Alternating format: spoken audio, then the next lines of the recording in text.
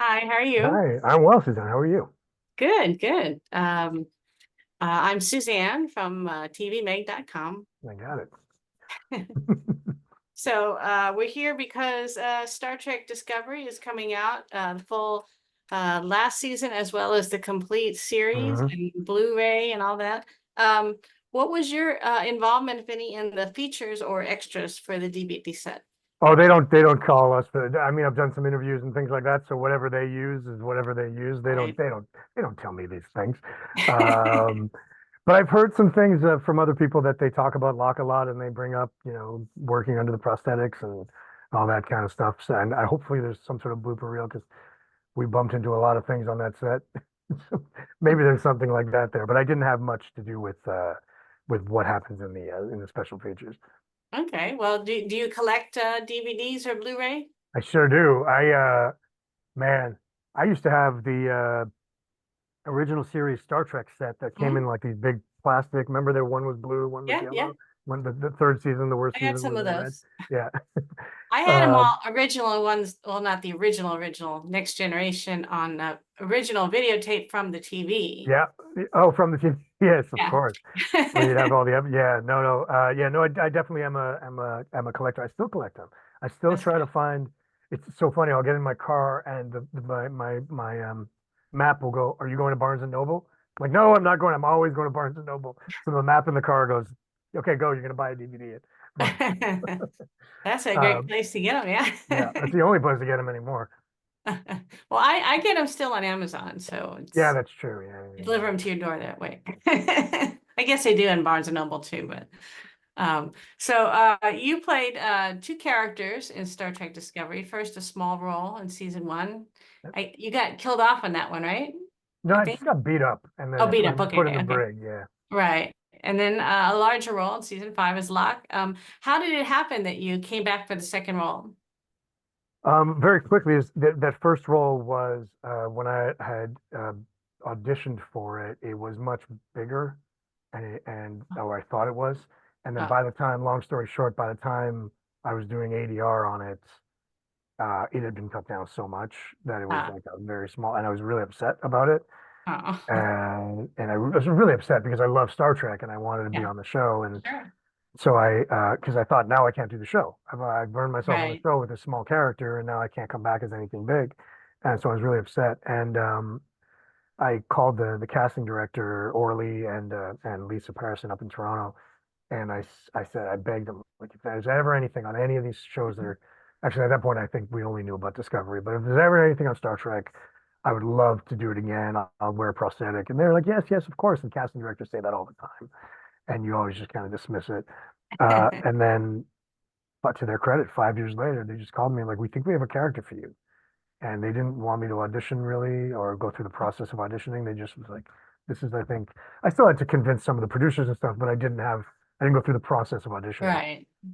which was great. And yeah, they kept their word and they gave me a great character.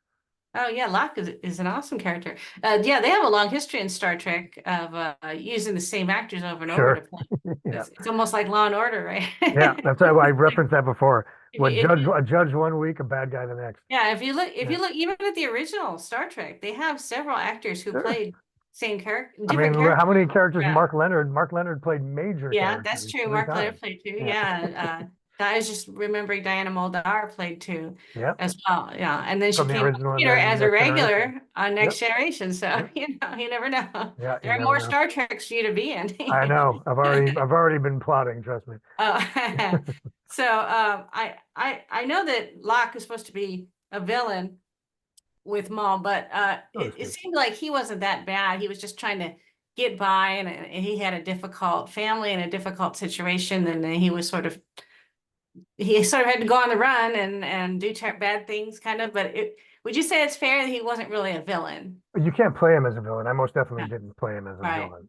It's not the right way to approach a character Sure. who's the antagonist because it's he doesn't look at himself as a villain. I Right. mean, yeah, he did kind of try to destroy a whole village of innocent people to get away, but Yeah, uh, about that. really what he wanted was freedom and love, and Right. that's it. So it was Yeah. that's all I played. I never played like, oh, I'm going to enjoy killing. Yeah, It's just like, just don't get in my way. And you yeah, let me and Mo just escape. Let us sell this thing. We didn't know what it was. Let us sell it so we can go live, get that air off our backs and go live our life. And that's all they wanted. And yeah. that's what I played Well, I most mean, of. you knew they were headed for a bad end, but I thought it was sad the way it ended for Locke. I mean, Yeah. I you mean, know, I think he's the whole show should have been about luck, let's be honest. But no, I understand it from a story point of view. I knew that he was going to, I didn't know whether or not he was going to come back. I knew he was going to die because it made sense as an impetus to right, propel the story to that final act, right? So right. I knew that was coming, and it made perfect sense as a story. But I was hoping he would come back at the end. I was a little Yeah. disappointed, but Yeah, definitely. It was it is what it is. they seemed headed to a bad end, but you kind of pulled for them too. Yeah, So well, that's what we were going for. yeah. So well, what was it like working with the regular cast as well as Eve Harlow? Eve first, she's great. It was actually really funny because offset, she's 10 years younger than me, and I looked at her kind of like a little sister, like a little buddy. Hmm? And I was like, "You're good. You need a lift anywhere?" And she obviously didn't need my help with any of this, but I was always like, "Do you need a lift? Do you need me to take you somewhere?" That's how I treated. But then on set, once she was dressed as Maul and came in and you know t- took the personified the version of the character, I was legit like, man, I have like feelings for this woman. Look how beautiful she is, and look how cool she is, look how smart she is, and like so it was very easy to play off of that. And that the so and the whole thing wouldn't have worked if Eve wasn't great. So I'm glad that it worked out that way. And the rest of the cast, I've known them a lot of them for a while. They're all great. I mean, it's really one of the best sets I've ever been on. Oh, nice. Sneak was just the best, number one on a call sheet. I didn't work with Doug that much, but I've known Doug a long time, and I see him like 3 times a month all the time. So he's a good friend of mine, and so that was fun. One thing that was interesting was the day I worked with David Cronenberg all day, Oh, and nice. the funniest thing about it was I get there at 2:30 in the morning. I put on my makeup. I come. I'm already full makeup. I have a full day conversation with David Cronenberg, just asking advice and what it's like to work. He's a wonderful guy. He's very nice. He's very free with his wonderful experiences that he had. Then he goes home, and then I realized I could bump into him on the street. He would have no idea who I was. That's right. If I That's was in great. this prosthetic this entire day. Yeah, That's that's funny. the life of a prosthetic actor. That is funny. So, they said I have one more question to wrap up. Why do you think you play so many villains? I ask myself that question every day. I don't know. Must be I good at it, right? You know what I honestly think it is? I think that to play a good villain, you have to play him as a real person with real Mhm. feelings. So it's more difficult, I think, to play that than people realize.